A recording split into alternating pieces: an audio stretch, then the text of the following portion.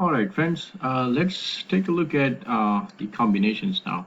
So I'm going to discuss the more frequently traveled path of combination, which is ordering doesn't matter and repetition is not allowed. And then I would discuss the ordering doesn't matter with repetitions in combination later on. Let's look at this case here. Right? We're going to discuss this particular case where ordering doesn't matter and repetitions are not allowed. So if we take the same example as we had taken before, where is A, B, C, right, and where n is equal to 3 and our subset choice, size of the subset choice was also 3, then if you look at it, we are only restricted to the three choices here, A, B, and C, and our subset size is 3. So once we have chosen one subset, A, B, and C, there is no other way we can guarantee another unique subset. I'm saying subset again and again. Another, well, it is a subset, of course. But a subset with uniqueness and the size 3. So I cannot get another subset that is unique of size 3 out of these out of this n equals to 3 size subset. So to work on the combination problem, let's increase our subset, well, our set size to 5 at least. So let me go ahead and remove these two, and well, oh, okay. So our subset size would still remain same, but so let's say n equals to 5. Okay? So let's say n equals to 5, and subset size is 3. So now we have 5 elements. So let's say we have A, we have B, we have C, we have D, and we have E, and F. Right? So we have, well, that makes it 6. Let's go ahead and move that. Okay. So we have 5 elements in this, and I have 3 spots to fill. So the same thing. So 3 spots to fill and unique choices. So this branch can take A as the first choice. But remember, there can be only unique one branch that can start with A. Right? No other branch can start with A again because it has to be unique. So I need to choose B. And what are the choices that I have here for after I've selected A?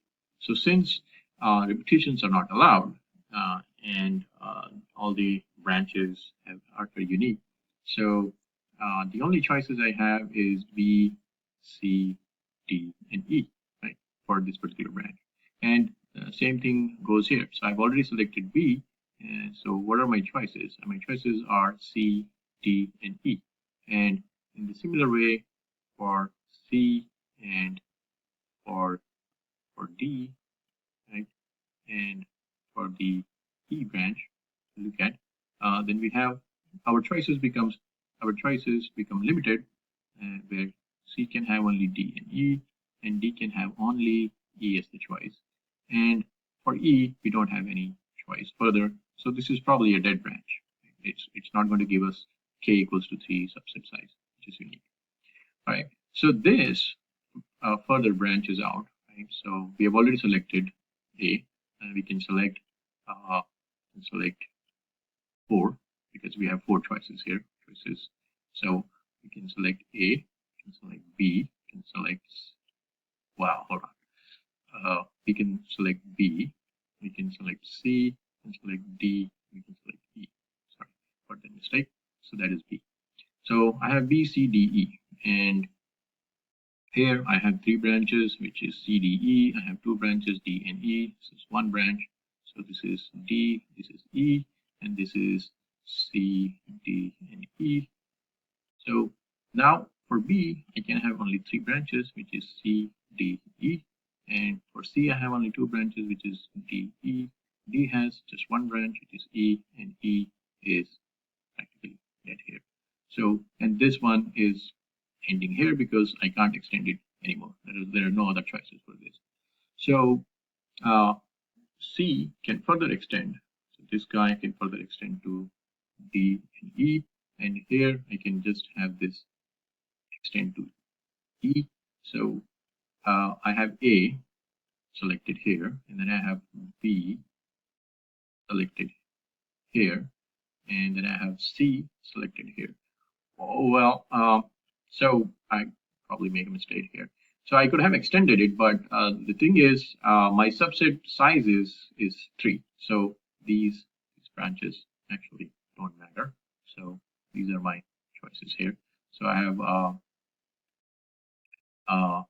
have so size is 3. So I have every branch. So this branch is AB branch, which bifurcates into C, and then this branch is AC branch, and then this branch is AD branch, right? So I have each of these as unique branches, and this branch is AE, which doesn't give me any subset of size that I want, is 3. So, and then if you look at this, we start with B, and C can further divide into 2, D can just get into 1, so C can have D and E. E is dead, and here D can further go to E, and E is practically doesn't have any choice. So this is dead as well. So how many unique subsets did we get out of this? So we look at this. AB gives us, so AB is giving us 3 different subsets, unique subsets. So ABC, ABD, and ABE. Right? So ABD and ABE. Right? So 3 out of that. And look at it. If you look at it, it's unique. Every branch that comes out of this is a unique branch. Now, if you look at AC, right, so AC is giving us 2 other subsets, which are D and E. Right? So D with E, AC. Right? So we have 2 more out of that. And then with AD branch, we have just 1 subset. So we have AD with E. So that gives us total 6. Now, with these branches, with branches that is starting with B, so branches that start with B, we have BC branch and BD branch here. This branch is pretty much dead. So BC branch gives us 2 choices, which is D and E. So BC is giving us 2 branches, BCE, BCD, and that added 2 more, right? And with the C branch, right? So we have C, D. So, and we have 1 more choice here, which is C, D, E. So, well, oh, I forgot about the BDE branch here. So there is a so CDE, and I think there is 1 more BDE, that branch here that gives us. So total is 1, 2, 3, 4, 5, 6, 7, 8, and 9. Did I miss any? This one. So since it's, I'm probably crossing it out, but this is 10th. It shouldn't be crossed out. Crossing out the dead branches. So ADE, which is what was here. So we have total 10, which kind of makes sense. You know, if you look at the formula for combination, which is n factorial over n minus k factorial, where n is the size of the input and k is the subset size, factorial times k factorial. So our n is 5, right?